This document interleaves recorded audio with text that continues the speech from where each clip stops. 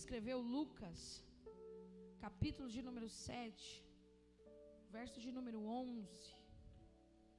Glórias a Deus. Evangelho de Jesus Cristo, segundo escreveu Lucas, capítulo de número 7, verso de número 11. Quem achou, diga: eu amo a Bíblia. É isso aí.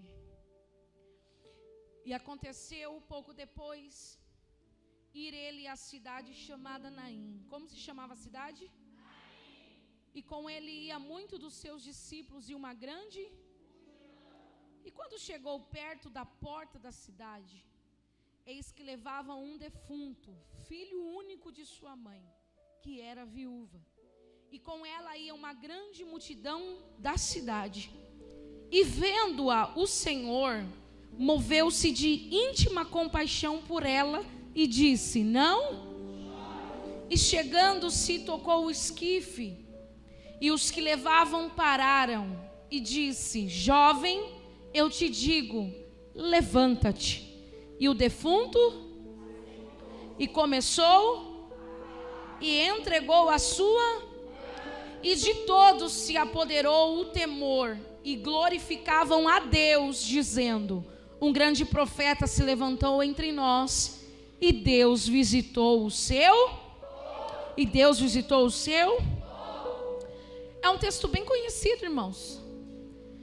O texto vai dizer que Jesus está indo com uma grande multidão à cidade de Naim. Jesus está indo lá com um propósito. Jesus está indo lá com um. Porque todas as vezes que você vê na Bíblia Jesus se deslocando para alguma cidade, é que ele tinha um propósito. Jesus não ia por ir. Por isso que você não pode vir no culto por vir. Você tem que vir no culto com um. Jesus ia porque ele tinha um propósito a fazer naquela cidade. E é lindo, Samuel, que Jesus não fala para ninguém o que ele vai fazer. Porque o nosso Deus, irmãos, ele é especialista em fazer milagre. Ele não precisa da opinião pública. O texto vai dizer que ele está indo para Naim. E quando ele chega na porta da cidade, Jesus não entra para dentro da cidade. Ele para na porta. Porque porta fala de limite, fala de saída e fala de entrada. Por que você coloca uma porta na sua casa? Porque lá você limita quem entra e quem... Jesus vai parar na porta da cidade de Naim. E o texto vai dizer que Jesus vem com seus discípulos e uma grande multidão. E há um cortejo saindo da cidade para enterrar um menino. Esse menino era filho único de uma viúva. Ou seja, esse trajeto ela já havia feito. Esse trajeto quando ela foi sepultar o seu marido. E agora ela está fazendo o trajeto novamente. Já percebeu, irmãos? Que Deus às vezes nos leva pelo mesmo caminho de dor. E você diz assim: eu já passei por isso. Eu já sei aonde vai dar. Eu sei como que vai terminar. Mas este dia ela achava que sabia o trajeto e sabia como iria terminar. Quem sabe ela saiu da casa dela como todo mundo que perde alguém, dizendo: nós vamos atravessar a cidade, vamos sair para fora da cidade, já tem coveiro com a cova esperando, eu vou enterrar o meu filho, vou voltar para casa e vou ficar só. Mas neste dia que ela achou que a história seria a mesma, que o trajeto seria mesmo, que tudo ia dar aleluia no mesmo lugar, ela se esqueceu que Jesus estava na porta da cidade esperando, dizendo: a história não será a mesma, o trajeto não será o mesmo, o choro não será o mesmo. Porque Jesus decidiu parar quem? A morte. Jesus decidiu parar a morte que assolava aquela mulher. Tudo aquilo que te assola, tudo aquilo que te arranca choro, tudo aquilo que não deixa você dormir, tudo aquilo que faz você perder noites de sono, Jesus decidiu parar. Não é a morte que vai te parar, é Jesus que vai parar a morte. Não é a enfermidade que vai te parar, é Jesus que vai parar a enfermidade. Não é a crise que vai te parar, é Jesus que vai parar essa crise. Nós nunca saberemos lidar com a morte. Porque a morte pra gente é o fim. É o ponto final, diga, é o ponto final. Mas tem um que tem todo o poder, que é o dono da vida. E aonde ele chega, ainda que esteja morto, vai viver. Ainda que esteja morto, viverá. Porque ele mesmo declarou: eu sou a ressurreição e a vida. E quem estiver morto, que crê em mim, viverá, irmãos. A morte não é maior do que o meu Jesus. A morte não é maior do que o poder dele. Quando Jesus chega, a morte tem que se calar. A morte tem que se prostrar. A morte tem que bater continência. Porque ela reconhece que ele é o dono da vida. Olha para o seu irmão e diga: não leve para fora para enterrar. Jesus está na porta. Jesus está na porta dizendo assim: não, ninguém sai. Ninguém sai. Estão achando que vai ter saída? Não, ninguém sai, porque ele parou na porta. E o texto vai dizer que quando ele para na porta da cidade, ele vai ver, ele vai se comover com a dor daquela mulher. Você tem um Deus que se comove com a sua dor, irmãos. Eu vou repetir. Você tem um Deus que se comove com a sua dor. Ele vai se comover, ele vai ter íntima compaixão. Ele vai trocar de lugar, vai se pôr no lugar da mulher. Como é que ele se põe no lugar? Ele está dizendo: ela não pode com a morte, mas eu posso. Ela não tem domínio sobre a morte, mas eu tenho domínio sobre a morte. Ele vai se pôr no lugar. E vendo, se moveu de íntima compaixão e disse: não chores. Você chorou o cortejo todo até a porta da cidade, mas daqui em diante você não vai chorar mais, porque o teu choro será revertido em alegria. O teu choro será revertido em vitória. Está preparado? Porque hoje Deus está dizendo: enxugue as lágrimas. Ei, enxugue as lágrimas, porque o tempo de cantar está chegando sobre a tua vida. Não chores.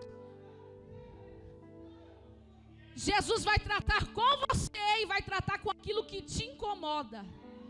Você não entendeu. Jesus vai tratar com você e vai tratar com aquilo que te incomoda. Ele fala com a mulher, e o que incomoda a mulher é o filho morto.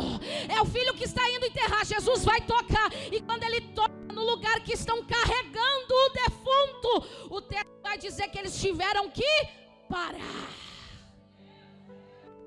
Quem teve a motivação de dizer que a morte levou um dos seus, quem está divulgando que a sua casa é casa de pranto, casa de vergonha, casa de choro, vai ter que parar. O que estão falando ao teu respeito vão ter que parar de falar, porque Jesus vai tocar e vai dizer: levanta-te daí, levanta-te daí, porque eu cheguei para dar a vida.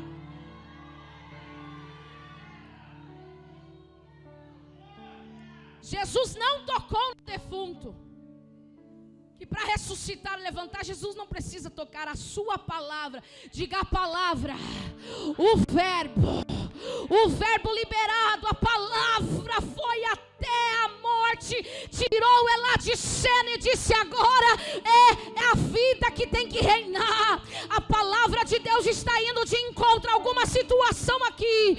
Alguém está dizendo: não tem mais o que fazer, entrega, enterra. Aí Jesus está dizendo: a palavra está sendo liberada. Levanta-te, levanta-te, levanta-te daí, menino, levanta-te daí, menina, porque quem achou que era o fim, vai ter que ver que é o começo de uma história, é o começo de uma tragédia.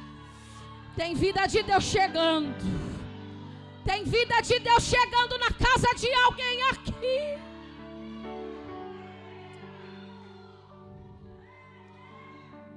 E o defunto assentou e começou a falar.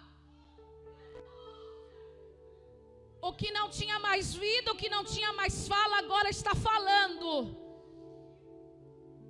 Lucas vai chamar de defunto, mas o meu Jesus, ele não dá nome a defunto.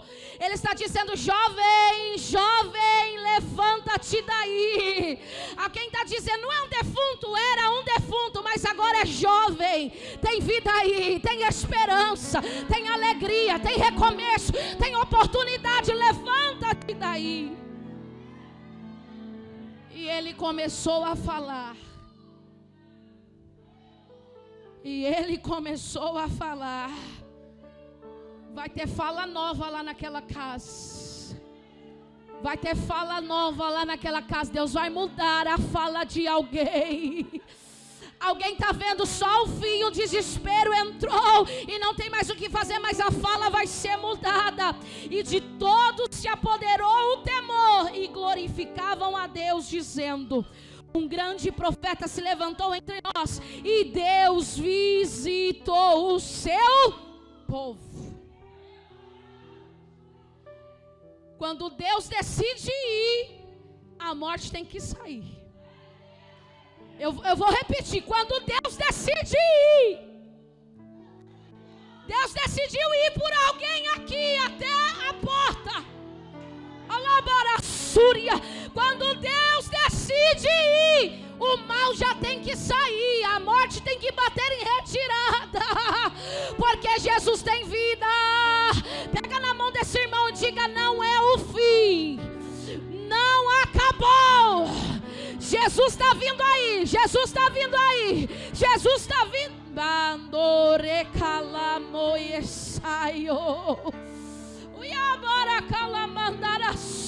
Eu sinto Deus indo por alguém. Alguém entrou aqui chorando, achando que ia enterrar, mas Deus está aí. Ah, meu Deus.